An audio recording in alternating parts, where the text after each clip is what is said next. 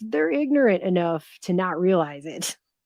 They know how to read, and I'm pretty sure they can figure out that people aren't super thrilled with them.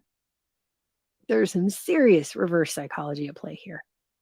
But I feel like I've kind of talked my opinion on this to death. But even in its zombified,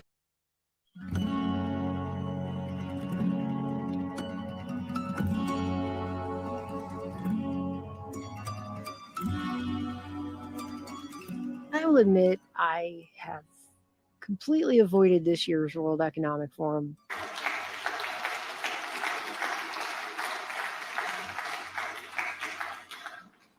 Let's also be clear. The future is not just happening. The future is built by us.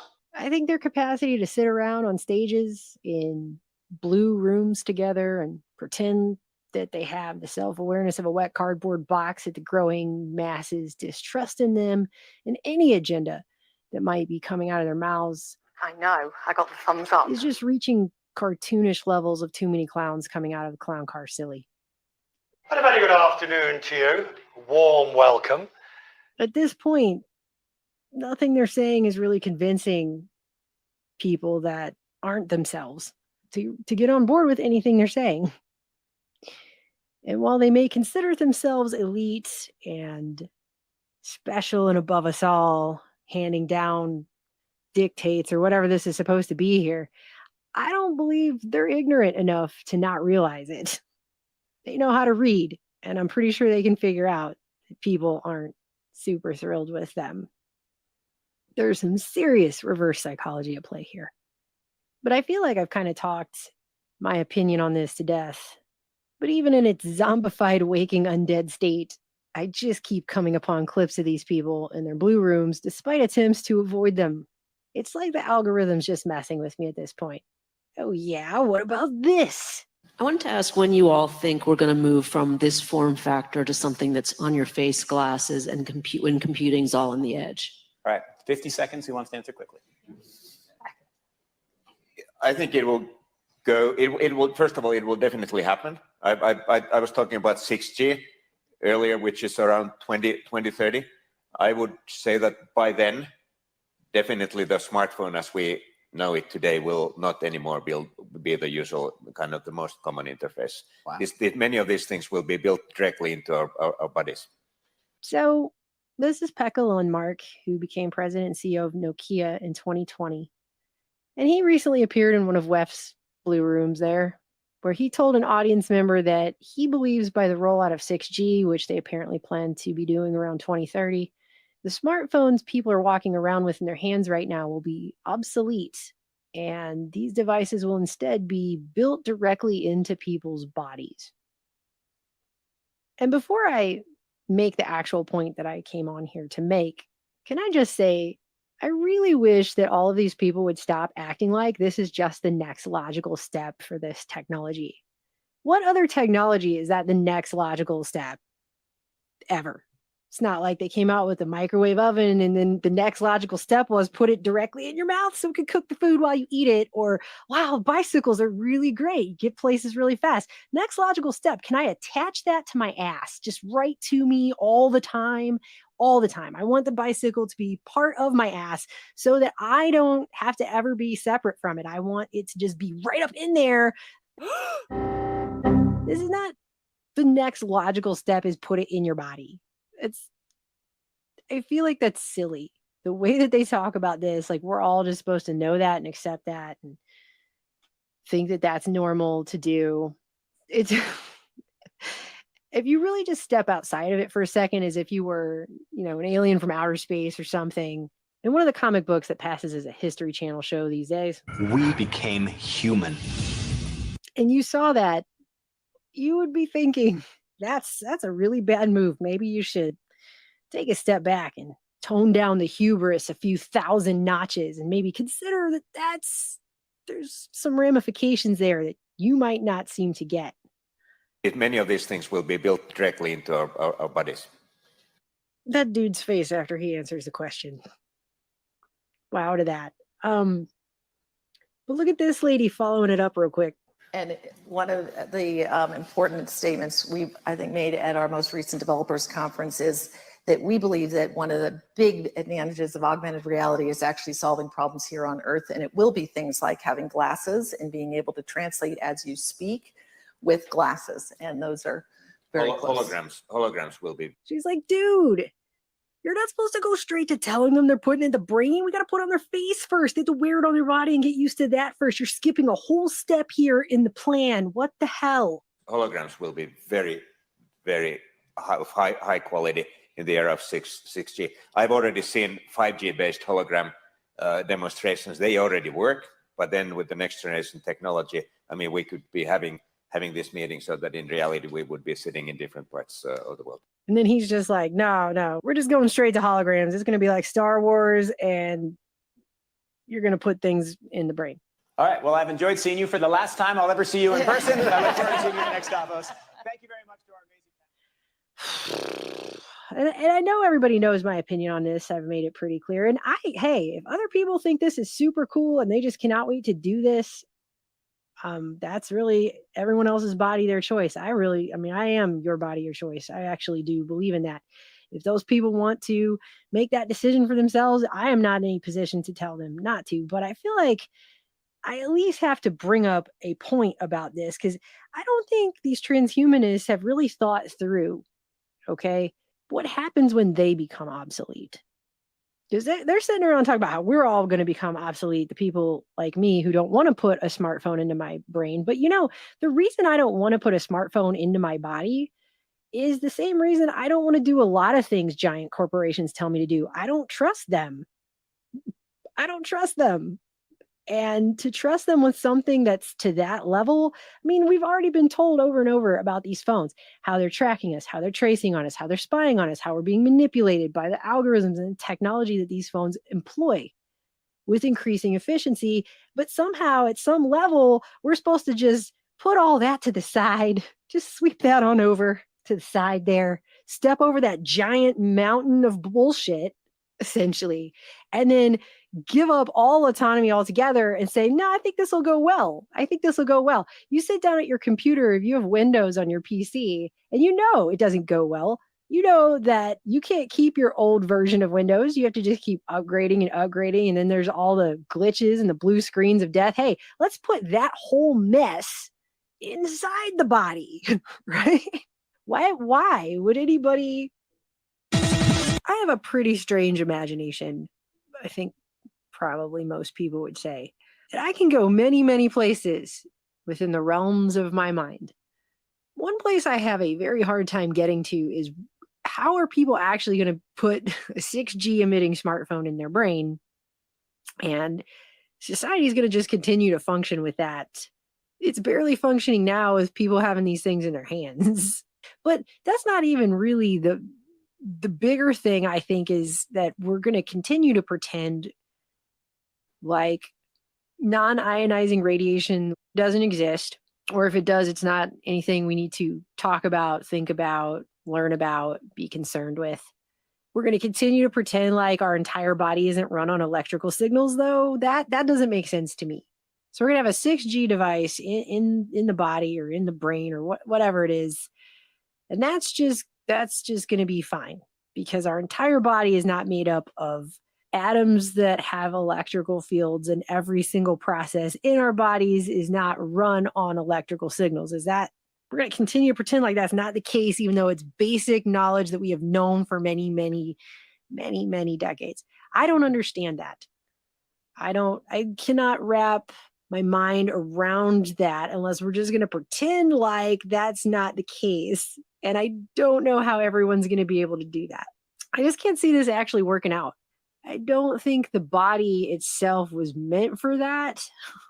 And I don't think our society is ready for anything even remotely close to that. All of the things, they're just too many. I could go on all day.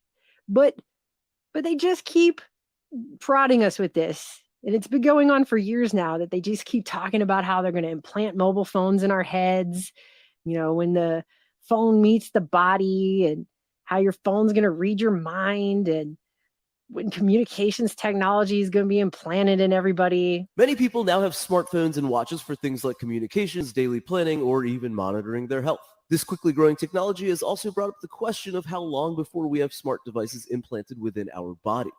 We're still quite a ways away from this being an off-the-shelf option for shoppers, but scientists have been exploring this topic for a myriad of different applications. And they just try to make it sound so cool. I just... With no downsides. There's no downsides here. It's just going to be so awesome when that's happening. Even Elon Musk in his Neuralink presentation was making jokes about updates to brain implants. It's basically Bluetooth to your phone. Because we'll have to watch the App Store updates for that one. Make sure we don't have a driver issue. Updating. And openly admitting to the people who came to watch the presentation that it would be very unethical to put ads in your brain. There's no advertising. I mean, Jesus. I mean, you'd have really no escape. We cannot do that. That would be an ethical barrier. Well, at least he thinks that or claims to, but I don't. Do you really think all these other corporations think that? I mean, these are corporations who have fought for things like putting electric billboards in the sky. Okay? These are the same corporations that have plundered the earth of resources, desecrated it, turned many of our rivers into toxic wastelands. I mean, but it'll be fine when it's inside you. Don't worry, you're going to be covered, right? Well, this is an article that came out earlier this year. And this is what I mean by, I don't even have to list all the reasons because they come out on their own. What happens to these transhumanists when they become obsolete? Because that'll be a pay-for-play system if one has ever been designed, ever. That one will be it. And it'll be a pretty serious one, too, since it's in your body. If you don't like it, what are you going to do? You would have to pay to get it removed if you haven't already damaged something that's not fixable once it's removed. Things like brain tissue, once you put something in the brain, you have altered that tissue. It is not, you can't change it back. It's not Play-Doh. The brain is not Play-Doh. I feel like I shouldn't have to say that to people, but it's not Play-Doh. It doesn't magically change back. It's not a transformer. I just want to read this article to you. And I don't want to read the whole thing because it's actually extremely long, but I think everyone should consider this because this is the future that they're selling us. This is the other side of it that they don't like to talk about when they're too busy talking about, ooh, the mobile phone in the future is going to be so cool when it's jammed in your brain and you can't take it out. Super. And talk about how extreme and awesome it's going to be and try to act like you're going to be Neo in the Matrix. When in reality, what's going to happen is probably going to be more close to something like these people here. So this came out of the Institute of Electrical and Electronics Engineers. And it's an investigative journalist piece they did after users of a bionic retinal implant, their implant became obsolete after the company that made it went bankrupt. Barbara Campbell was walking through New York City subway station during rush hour when her world abruptly went dark. For 4 years, Campbell had been using a high-tech implant in her left eye that gave her a crude kind of bionic vision, partially compensating for a genetic disease that had rendered her completely blind in her 30s. I remember exactly where I was. I was switching from the 6 train to the F train. I was about to go down the stairs, and all of a sudden I heard a little beep, beep, beep sound. It wasn't her phone battery running out. It was her Argus 2 retinal implant system powering down, and the patches of light and dark that she'd been able to see with the implant's help vanished. And this is something that she had to have surgically implanted into her retina. She's probably thanking God it wasn't her brain, but it's still a defunct system that's now in her retina and doesn't work. And she's in a place like a subway station where I think sight is probably pretty important or you could die. This bionic eye needs a retinal implant that requires a 4-hour-long surgical procedure under general anesthesia where they implant the device, which contains an antenna that picks up signals from a video camera that's placed on the glasses that the patient wears. And it looks like this. It says it's like watching TV on a screen with 60 pixels, but it's enough information to allow people to move around without aid. Unless like this woman, you're walking down into a subway station and all of a sudden you hear a beep, beep, beep noise and you can't see anymore because your implant just broke inside your body. And it's not just her. This is happening with other people that are having issues with these implants. This guy, Bylan, became kind of a spokesman. It says, because he ended up getting this implant in both of his eyes. So he had an Argus 1 in one eye and an Argus 2, which is the second version of the implant, 11 years later. And he kind of became a spokesman for this company. Says yet in 2020, he had to find out secondhand that the company abandoned the technology and was on the verge of going bankrupt. So they didn't even tell the guy who had it in both of his eyes, who was basically like their default spokesperson. He didn't even get to know, right? And he says, as long as nothing goes wrong, I'm fine. But if something goes wrong with it, I'm screwed because there's no way of getting it fixed now. And this is another guy, Russ Doer, second sight patient. It's a fantastic technology and a lousy company. And he just got it in his eye in 2019. So he got one put in there right before everything hit the fan. And it says he was thrilled to learn in 2020 that he was going to be able to get upgrades that might improve his vision further. He heard troubling rumors about the company, so he called his vision rehab therapist. She said, well, funny you should call. We all just got laid off. And by the way, you're not getting your upgrades. So that's a really nice way to find that out, isn't it?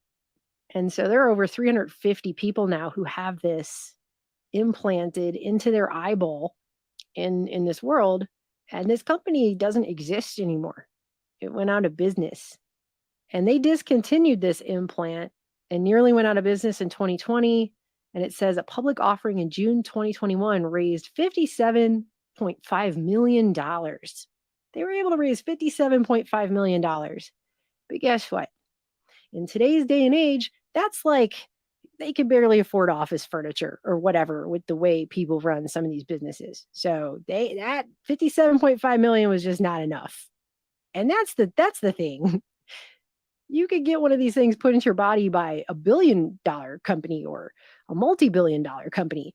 But does that mean you can rely on that company and they're just always going to be there and they're not going to have some corrupt person running it who screws everything up, or some accounting person who doesn't know how to account for the finances in the proper way, or what, for whatever reason, right? And the thing they talk about later in this whole long article about the history of this company, everything, these implants, the Argus 2 was a $150,000 implant. In fact, getting the whole thing where you get it put in, you got the surgery, the device, and the rehabilitation needed to use it properly is $500,000 is how much this costs. And it says 80% of it is covered by insurance, but still, that person basically spent $100,000 for something now that if it doesn't break, they're lucky.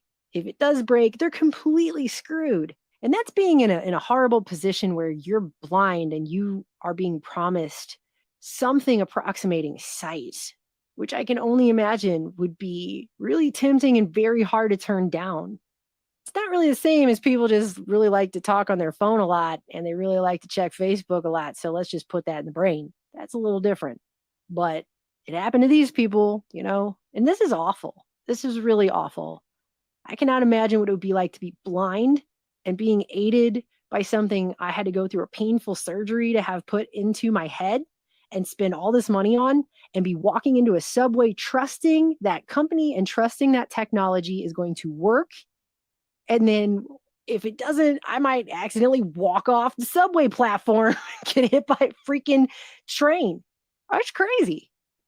And it even goes on to say that this guy, a senior fellow in vision science named Aries Arditi, was a principal investigator for the Argus 2 clinical trials. And he said he did a research study that included all the US participants and showed, quote, weakness with the device's vision quality. And he says Second Sight wouldn't let him publish or present the results because that's a lot of how science works on a corporate level these days. And the company says it disagreed with his analysis and so discouraged him from publishing it, which, by the way, is not science, just for the record. Two statements concerning this chair. First, I know it will hold me up. Second, well, I believe it will hold me up. Which statement is correct? The first. I know that chair will hold me up because it's a good, strong chair. We wouldn't have it here in the laboratory if it weren't, but I don't believe it.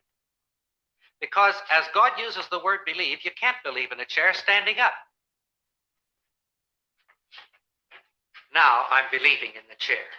I'm trusting myself to it. And it also goes on to say simply not working isn't even the worst thing that could happen. There have been adverse events with these things and stuff like that. And this Russ Doer guy even talked about how he needed to get an MRI done because he was starting to have severe vertigo, and his doctor wanted to do an MRI on that to see if he had a brainstem tumor.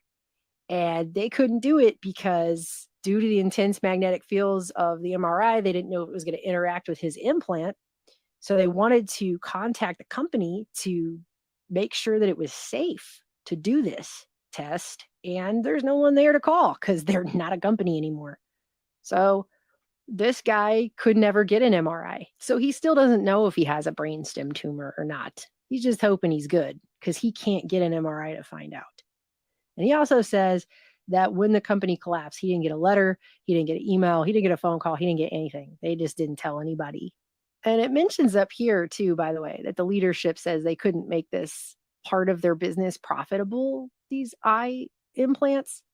So that part doesn't have anything to do with whether or not people wanted it and it worked. It had to do with, well, $57.5 million or however many millions of dollars, or the $6.5 million project at the National Institutes of Health, a clinical trial for this Orion brain implant for blindness, which was the next thing they were working on. We were going to phase out the Argus and start doing a brain implant. They got a $6.4 million project trial funding from the National Institutes of Health that they were supposed to be doing too. Not sure what even happened to that.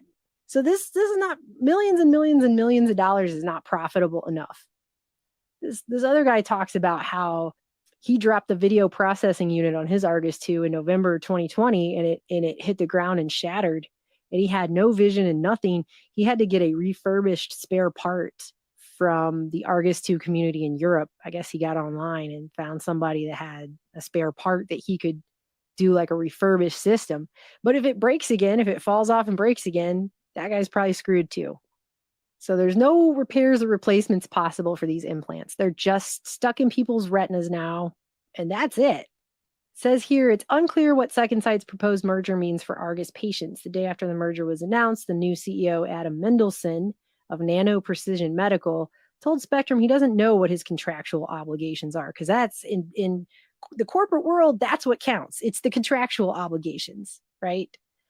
Then he says, but they will try to do what's right from, quote, an ethical perspective, whatever that means.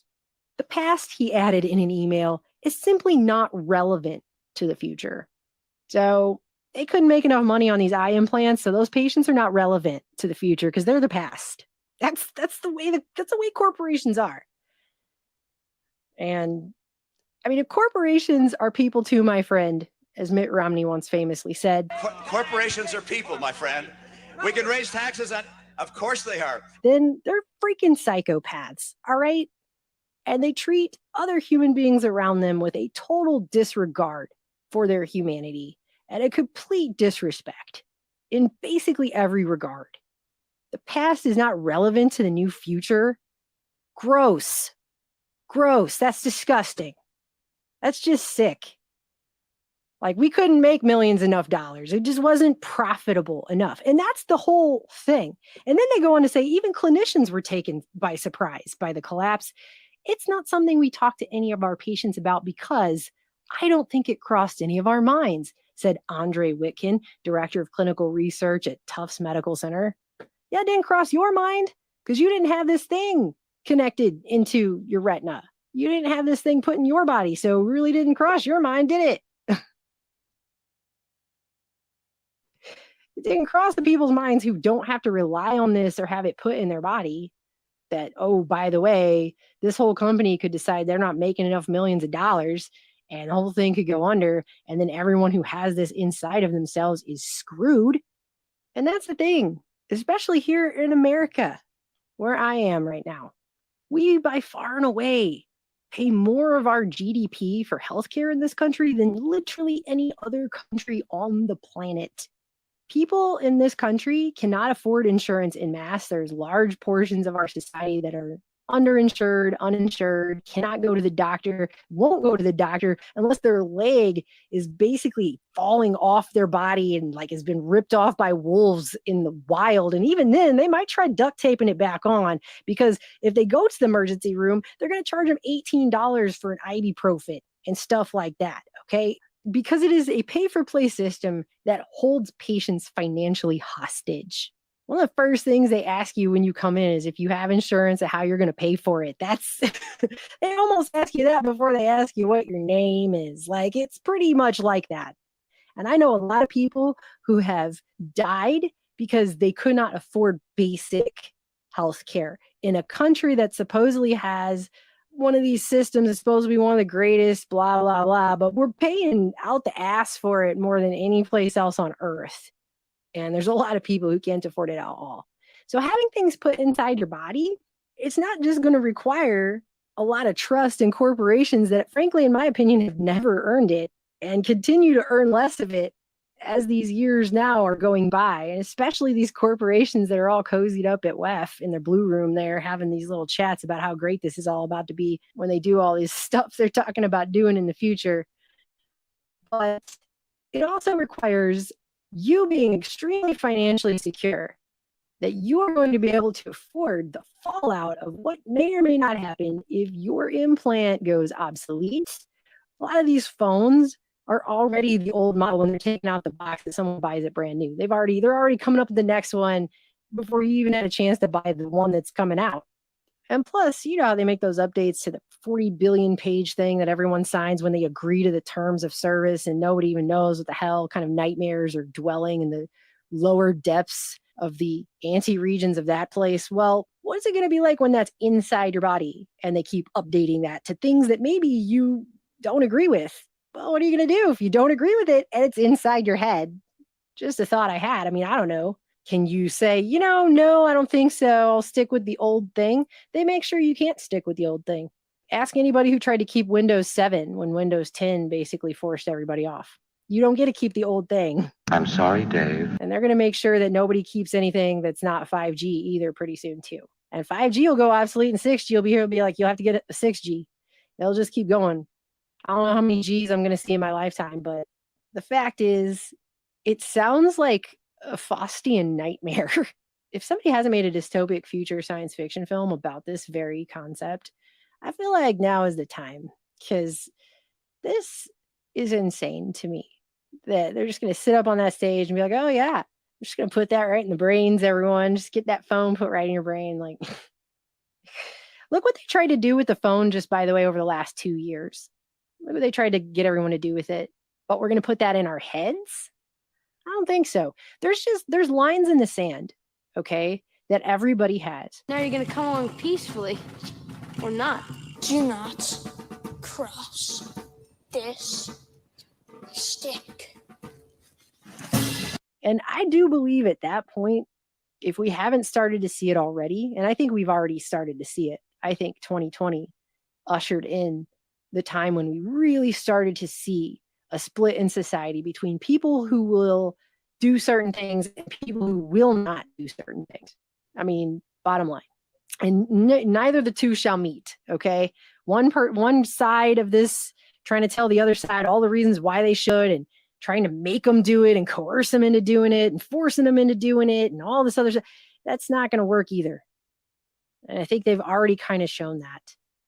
They always talk about in the future humanity splitting into two different groups of people, I guess. Humanity, the original version, or whatever it is. When they try to do that peer pressure thing, like the table of bitchy teenagers in high school, the way they used to act. You won't be cool if you don't have this in your brand. Oh my God, Sarah. That kind of attitude. They always try to make it seem like you're a Luddite if you don't want to do whatever the next crazy, stupid thing is with this. I think they've already seen that there's a whole group of people who don't really cave to peer pressure. So I think that's where humanity starts really splitting. I don't know. I think there are a lot more people now who the reverse psychology of this whole situation is actually helping them to connect more to nature and connect more spiritually than they ever maybe have. if anything saves us all, that's what it's going to be. That's what it's going to be. It's not going to be putting cell phones in people's brains, because the guy at WEF in the blue room there said that's just going to be the way it is. I don't know who these people think they are. They obviously think they're somebody that everyone else doesn't think they are. Anyway, I guess I just needed a moment there, because I'm gonna go outside and stare at a tree now. I'll talk to you guys later. Do it.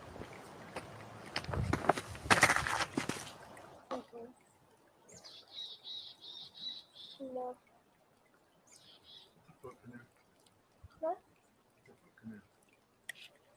What? No.